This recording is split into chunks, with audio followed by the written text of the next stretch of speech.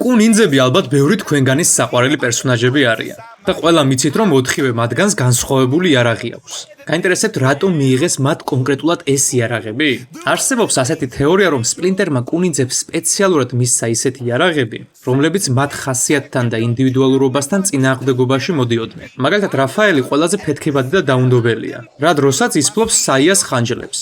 ტრადიციულ იაპონურ იარაღს, რომლის მთავარი ფუნქცია თავდაცვაა. ამ იარაღის ფლობამ რაფაელს უდაასწავლოს მოთმინება და საკუთარი ბრაზის კონტროლი. მიქელანჯელო კუ ნინძებიდან ყველაზე მხიარული და ზარმაცია, ამიტომაც მას ნუნჩაკები ერგო, ყველაზე რთულად დასაუფლებელი საბრძოლო იარაღი. ამ იარაღის ფლობამ მიქელანჯელოში უნდა განავითაროს მაქსიმალური კონცენტრაციის უნარი და საქმისადმი სერიოზული დამოკიდებულება. დონატელო ყველაზე ჭკვიანი და პრაგმატულია კუ ნინძებიდან.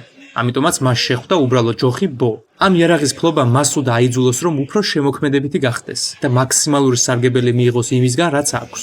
ლეონარდო კი თავის ძმებს შორის ყველაზე ეთიკური და სამართლიანია. სწორედ ამიტომაც მას კატანები შეხვდა, ყველაზე ლეტალური იარაღი. მისი ფლობა ძალიან დიდი პასუხისმგებლობაა, რადგან ნებისმიერ მომენტში შეიძლება ადამიანი შემოგაკვდეს. ასეთი იარაღის ტარებამ ლეონარდოს უნდა ასწავლოს რომ არასდროს იბრძოლოს აუცილებლობის გარეშე.